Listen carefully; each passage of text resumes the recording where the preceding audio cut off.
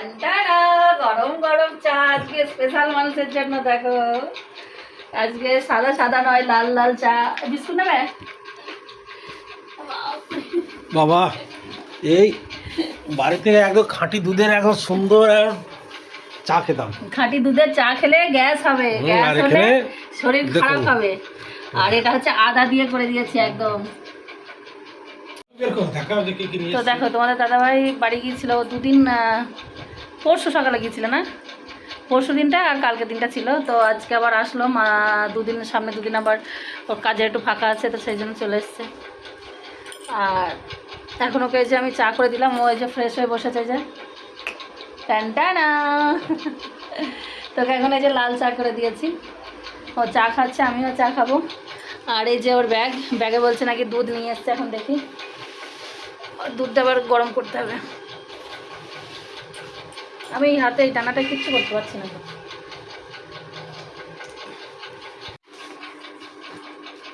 এটা কি আছে? এটা কুলের আচার। ও, আর এই যে শাকটা আমি আনতে বলেছিলাম, একদম মাঠের ফ্রেশ শাক, এগুলো আমার। আর এই যে অদৃশ্য আমার বাবাকে বলেছে আম নিয়ে আসতে, এখন আম হচ্ছে এই যে এটুকু, তাই ওর জন্য 3টে নিয়ে এসছে। মেয়ের আবদার, বাবা বলে কথা, যা বলবে তাই করবে। যে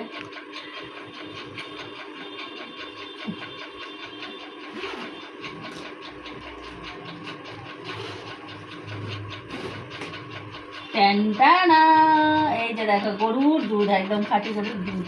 এখানে তো সেই প্যাকেটের দুধ আমরা কেউ খেতে পারি না গো। আর এটা ওর ঠাকুমা খুব কষ্ট করে ভালোবেসে দেয়, ওর জন্য যখনই আসে পাঠায় 500 করে দুধ। আর এখানে ওই প্যাকেটের দুধে কি চা পায়েস সবই খাওয়া যায়, এমনি শুধু খাওয়া যায় না। তো অবজিটা খেতে পারে না, ওই জন্য পাঠায়। এটা আমার ওষুধ। আর এই যে বাপরে, বাবা এবার কি আছে, বাবা আবার এগুলো সেই জামা কাপড় কি নিয়ে এসছে। এটাও সেই কাছে নিবার থেকে বাড়ি করে।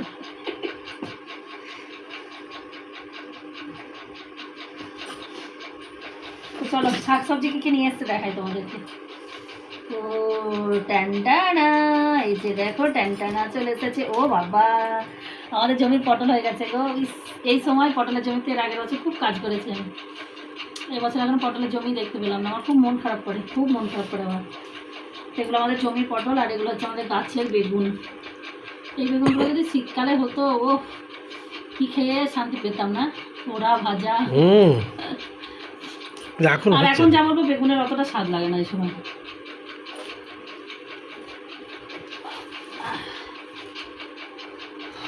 বাপ রে বাপ,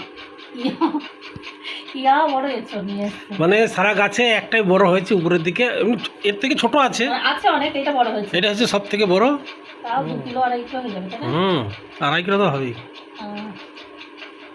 আর তুমি বড় খেতে বলে পারো বলে লগলদাকে সেই দুপুরবেলা নিয়ে গিয়ে পেরে নিয়ে আসবে। এটা মনে হয় সেই ছোট ছোট যেগুলো পাকে, সেই না ও গাছের না, ভালো হয়নি, এই দিকের একদম দক্ষিণ দিকের।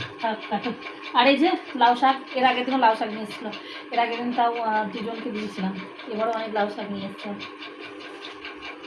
আমার সব থেকে প্রিয় হচ্ছে এই যে শাকটা, এই শাকটা আমি কালকে খুব মন দিয়ে খাবো। তো চলো এটাই হলো, এখন দুধটা গরম করবো।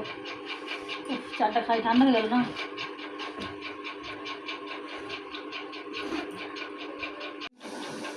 আমি আসার সময় চাউমিন আর এটা কি যেন চিলি চিকেন নিয়ে এসেছি, ও খাচ্ছে। আর ও খুবই আনন্দিত, এইসব মানে ফাস্টফুড জাতীয় জিনিস যদি ও পায়, চাইনিজ জিনিস ওর খুব ভালো লাগে। আর এই দেখেন মানে বাড়ির, হ্যাঁ আমরা এইসবকেই খেতে ভালোবাসি, সিদ্ধ পোক্ত। আর দুপুরের কিছু আছে নাকি?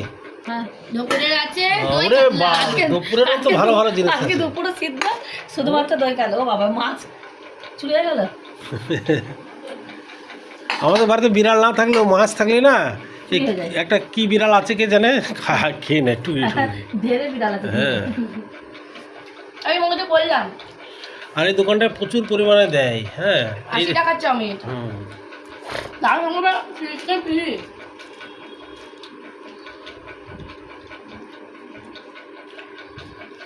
কেমন হচ্ছে চিলি চিকেনটা, কেমন লাগছে অদ্রিজা? ভালোই লাগলো, একটু টক টক। তো দেখো ছোট্ট একটা ভিডিও আপলোড করলাম। এবার ভিডিওটার আগা মাথা সেইভাবে কিছু নেই, কারণ রাত্রি থেকে তোমাদের দাদাভাই আসলো, তো সেখান থেকেই আমি ভিডিওটা করলাম। এবার আমার ভিডিও মানে কি, আমি চেষ্টা করি যে প্রত্যেকটা সময় আমরা আমার পরিবারের সঙ্গে যতটুকু যেভাবে কাটাই সেটুকুকে যত্ন করে আর কি বেশ রেখে দিই আর কি। তো এরপরের যদি ভিডিও পরের দিনটা যোগ করি, সেটা দেখছি অনেক বড় হয়ে যাচ্ছে। এমনিতে তো ভিডিও সেইভাবে কেউই দেখে না, আর ওই জন্য খুব ছোট এই এতটুকু ভিডিও রাত্রিটুকু শুধু শ্যুট করলাম। আর এখন আমি এডিট করতে গিয়ে দেখছি অতটুকু ভিডিও। আর তোমাদের দাদাভাই এসেছিলো, ও 2 দিন ছিল, চলেও গেছে। তো এখন আমরা যেহেতু মা মেয়ে একা থাকি কলকাতায়, তো ও যখন আসে সত্যি মানে সেই আনন্দটুকু আমরা তখন মনে হয় যেন কি মানে আবার সেই গ্রামে যেভাবে আমরা বাস করতাম সবাই একসঙ্গে, খুব ভালো লাগে, খুব নিরাপত্তা একটা বোধ করি। যদিও এখানে কোনো সমস্যা নেই, কিন্তু তবু কি ফ্যামিলির আমার মানে হাজব্যান্ড থাকা মানে সব যারা বাইরে জানো যে যাদের বউরা প্রবাসীরা যারা তাদের হাজব্যান্ডগুলো বাইরে থাকে আর কি, তারা জানবে। কিন্তু আমার ক্ষেত্রে একটু উল্টো হয়ে গেছে, আমার হাজব্যান্ড বাইরে নেই, হাজব্যান্ড গ্রামে আছে, আমি চলে এসেছি শহরে। কিন্তু সেটা যাই হোক, কোনো একটা উদ্দেশ্য লক্ষ্য নিয়ে তো। আর আমার তো জানো যে এত সমস্যা শারীরিক, তো সেটাও একটা মেন কারণ যে আমার চিকিৎসা যেহেতু কলকাতা ছাড়া কোথাও হয় না, এখানে থাকলে টুক করে মানে আমি নিজেই আমার সুবিধা মতো নিজের কাজগুলো আমি করে নিতে পারি। এই সেদিন যেরকম চলে গেলাম ডক্টরের কাছে, এই ব্লাড পরীক্ষা এই সব কিছু এখানে হাতের নাগালে, একটু সমস্যা হচ্ছে আমি আমারটা করে নিতে পারছি। তো সেই জন্যই আমাদের মেন মানে কলকাতাতে জায়গা করা কিংবা থাকার ইচ্ছা, এটা সব অদ্রিজার পড়াশোনা প্লাস এটা একটা সবথেকে বড় কারণ, মানে মেন কারণ ছিল আমার। আমরা এখানে যে এসেছি সে শুধুমাত্র মানে আমারটাই মেন কারণ যে আমার চিকিৎসার জন্য, কারণ পড়াশোনা তো গ্রামেও হয়, সবাই করে, এখন গ্রামের রেজাল্ট বেশি ভালো হয় শহরের থেকে। কিন্তু জায়গাটা আছে বলেই অদ্রিজাকে নিয়ে আসা। তো যখন ও আসে তখন আমরা খুব সুন্দর সময় কাটাই। অদ্রিজা আমি যে খারাপ সময় কাটাই সেটা নয়, কিন্তু একটা আমরা যখন ও আসে, অদ্রিজা বাবা পায়, আমি হাজব্যান্ড পাই, একদম পরিপূর্ণ সংসার হয়ে যায় আমাদের। কিন্তু যখন চলে যায় আবারও মনটা খুব খারাপ করে, সত্যি কথা বলছি, খুবই খারাপ করে। তো কী করা যাবে, কিছুই করার নেই, এইভাবেই আমাদের জীবন চলবে। যে সিদ্ধান্ত নিয়েছি আগামী দিনগুলো আমাদের এইভাবেই কাটাতে হবে, যতদিন এখন কত দিন কাটাতে পারবো সেটা একটা মানে এখনও বলা যাচ্ছে না, কিন্তু এইভাবেই কাটাতে হবে। তো যাই হোক চলো, ছোট্ট একটু ভিডিও আপলোড করলাম, কীরকম লাগলো একটু কমেন্ট করে জানিও। আর সত্যি গ্রামে থাকলে গ্রামের জিনিস অতটা বোঝা যায় না, কিন্তু এখন ওই গ্রাম থেকে একটু সবজিপাতি যা নিয়ে আসে না, খুব ভালো লাগে, মনে হয় যেন এত ভালো লাগা মিশে থাকে তার সঙ্গে, সেটা যেন আর ভাষায় প্রকাশ করা যাবে না। যে গ্রাম থেকে নিয়ে এসছে, বাড়ি থেকে নিয়ে এসছে, তার প্রতি যেন একটা আলাদাই আকর্ষণ, আলাদাই ভালো লাগা। তো চলো ভিডিওটা এখানে শেষ করলাম, টাটা।